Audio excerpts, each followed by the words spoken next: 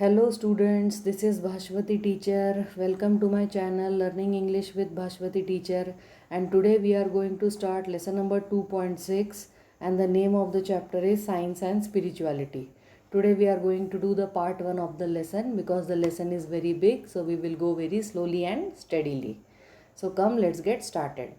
Science and Spirituality Part 1. We often witness conflict between two groups of people, one that believes in science and the other that believes in religion. Dr. Kalam was a great scientist, this is indisputable, but he was also convinced that fact and faith can together create a better planet. He once told me science and faith must coexist for the human good. Science provides focus, focus helps us solve questions, discover the truth, and conceive inventions. Faith provides perspective, perspective helps us see how our creations and discoveries go on to impact a combination vital for the success of societies. Science accelerates progress and faith curbs it within reasonable limitations. If the two function true to their roles, they will work together for the betterment of humanity. Dr. Kalam's own life was nourished by multiple faiths. हम लोग generally दो group of लोगों people में हम लोग झगड़ा देखते हैं। एक वो होते हैं जो साइंस में बिलीव करते हैं और बाकी के वो होते हैं जो रिलीजन में बिलीव करते हैं। Doctor Kalam, all of you know doctor APJ Abdul Kalam, वो एक बहुत बड़े वैज्ञानिक साइंटिस्ट थे, ये तो इनडिस्प्यूटेबल है, मतलब इस बात पे कोई शक नहीं है। लेकिन ही वॉज ऑल्सो कन्विंस्ड कि fact and faith can together create a better planet. Fact का मतलब है कि साइंस जो सच बोलता है वो, और फेथ का मतलब है आप किसी भी चीज़ के ऊपर भरोसा करें, मतलब किसी भी धर्म के ऊपर, किसी भी भगवान के ऊपर भरोसा करें। तो साइंस और फेथ ये दोनों चीज़ें मिलकर इस प्लैनेट को एक अच्छा प्लैनेट बना सकती है। एक बार उन्होंने मुझसे कहा था कि साइंस एंड फेथ मस्ट को exist for the human good, मतलब कि साइंस और फेथ, फेथ मतलब किसी भी रिलीजन के ऊपर जो भरोसा है, ये दोनों एक साथ होने चाहिए ताकि ह्यूमन बींग्स की और अच्छाई हो। साइंस प्रोवाइड्स फोकस, साइंस से हम लोगों को फोकस मिलता है। फोकस मतलब एक अपने शक्तियों को एक पॉइंट पे केंद्रित करने की जो क्षमता होती है, that is focus.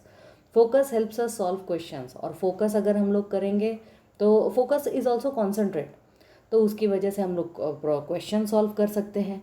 Discover the truth, हम लोग सच्चाई का पता लगा सकते हैं। कंसीव इन्वेंशंस, और जो नए नए इन्वेंशंस हैं उनको हम लोग एक्सेप्ट कर सकते हैं, या फिर खुद हम लोग कुछ चीज़ें इन्वेंट कर सकते हैं। Faith provides perspective, perspective helps us see how our creations and discoveries go on to impact a combination vital for the success of societies. Faith जो है ये आपको पर्सपेक्टिव देता है। पर्सपेक्टिव मतलब इंटरप्रिटेशन ऑफ समथिंग।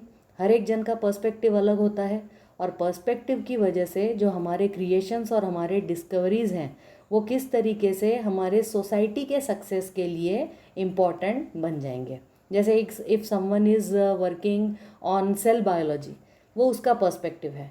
कोई दूसरा काम कर रहा है स्पेस साइंस में, वो उसका पर्सपेक्टिव है। कोई काम कर रहा है मिसाइल टेक्नोलॉजी में, वो उसका पर्सपेक्टिव है। लेकिन ये सारी जो इन्वेंशंस और क्रिएशंस और डिस्कवरीज़ है, ये सब मिलके हमारे सोसाइटीज़ जो हैं ये सक्सेसफुल होंगी। साइंस एक्सेलरेट्स प्रोग्रेस, साइंस की वजह से प्रोग्रेस में मतलब तरक्की होती है। फेथ कर्ब्स इट, और हमारा जो फेथ है, फेथ मतलब जिस चीज़ के ऊपर हम भरोसा करते हैं वो उसको रोकता है, हमारे अंधविश्वास से वो रुकता है with in reasonable limitations. Of course हम लोग किसी चीज़ को अननेसेसरी नहीं रोकते, लेकिन किसी रीज़न की वजह से ही रोकते हैं। If the two function true to their roles they will work together for the betterment of humanity. और साइंस और फेथ अगर एक दूसरे के साथ कॉम्प्लीमेंट्री होकर काम करें, ट्रुथफुली अपना रोल पूरा करें, तो फिर वो एक साथ काम करके हमारे सोसाइटी की अच्छाई कर सकते हैं। Doctor Kalam's own life was nourished by multiple faiths. Doctor APJ Abdul Kalam के खुद के जीवन में बहुत सारे फेथ उन्होंने देखे हैं। मतलब he was Muslim, but that doesn't mean कि he did not believe in the Hindu community. So come let's go. His father, a boatman, also served as an imam at their local mosque, and his two best friends were from the two different religions. One was Hindu and the other was a Christian. Pakshi Lakshmana Shastrigal was the head priest of the famous Rameshwara temple and a Vedic scholar. and the Reverend Father Bodal had built the first church on Rameshwar Island. Dr. Kalam recalled how all three of them, in the unique attire of their religion, used to sit and discuss the community's problems and find solutions. Throughout the nation and the world, the need to have a frank dialogue among cultures, religions, and civilizations is felt now more than ever. When asked where he got this humility from, Dr. Kalam we would always attribute it to his father. In him, he saw how simplicity and divinity could go together. Even though his father was a boatman and Dr. Kalam went on to become the President of India, they shared the same values in life. Both believed that if one leads a spiritual life, then that spirituality can lift them out of any kind of confusion, misery, or failure.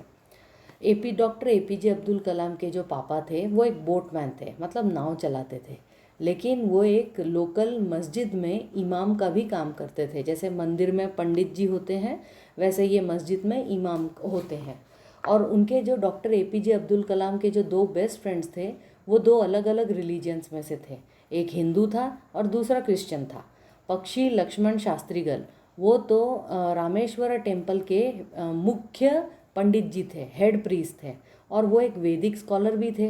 And reverend father बोडल, जो reverend मतलब respected, उन्होंने Rameshwar island के ऊपर सबसे पहला church बनाया था। Doctor कलाम को अब याद था कि ऑल थ्री ऑफ देम, वो तीनों मिलके जो यूनिक अटायर उनका जो रिलीजन का था, वो लोग अपने रिलीजन के यूनिक कपड़े पहनकर, मतलब एक पंडित जी क्या पहनेंगे, धोती और अंगवस्त्र, एक इमाम क्या पहनेगा, you see that that pajama kurta Pathani, and then on कंधे के ऊपर रूमाल, देन गोल्ड टोपी, that is a Muslims getup. And Christian father जो वो वाइट कलर का ड्रेस पहनते हैं वो, तो वो तीनों जो है अपने यूनिक अटायर ड्रेस अपने रिलीजन के ड्रेस में आते थे, बैठते थे एक साथ और कम्युनिटी के प्रॉब्लम जो है वो डिस्कस करके सोल्यूशन निकालते थे। थ्रू आउट द नेशन और पूरे वर्ल्ड में एक फ्रैंक डायलॉग होना चाहिए हमारे कल्चर्स के बीच में, रिलीजन्स और सिविलाइजेशन के बीच में, और आज उसकी बहुत ज़्यादा ज़रूरत है, पहले से भी ज़्यादा। जब उनको पूछा गया कि डॉक्टर कलाम को जब पूछा गया कि आपको ये ह्यूमिलिटी कहाँ से मिली सर, ये विनम्रता आपको कहाँ से मिली, तो वो हमेशा बोलते थे ये मुझे मेरे पापा में से मिली है।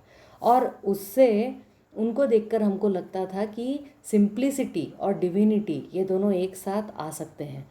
उनके पापा जो हैं वो एक बोटमैन थे और डॉक्टर कलाम जो थे वो तो प्रेसिडेंट ऑफ इंडिया बने, लेकिन फिर भी दोनों ने अपने जीवन में सेम वैल्यूज़, सेम तत्वों का पालन किया। दोनों को लगता था कि अगर कोई एक स्पिरिचुअल लाइफ लीड करेगा, स्पिरिचुअल लाइफ का मतलब होता है you believe in any God, आप किसी भी भगवान, जैसे now Sauji madam believes in meditation, that is spirituality of her life. So meditation is also something spiritual. You believe in Durga, you believe in Hanuman, you believe in Shivji, you believe in Allah, you believe in Jesus Christ, you believe in Buddha Bhagwan, Mahavir, anyone. But you should not be नास्तिक, मतलब कि you should not be atheist. किसी न किसी भगवान पे तुमको भरोसा करना ही पड़ेगा. और जो स्पिरिचुअलिटी है उससे तुमको जीवन में जो मिजरी है और फेल्यूर है उस कन्फ्यूजन से तुम बाहर निकल सकते हो. I think that's all for today.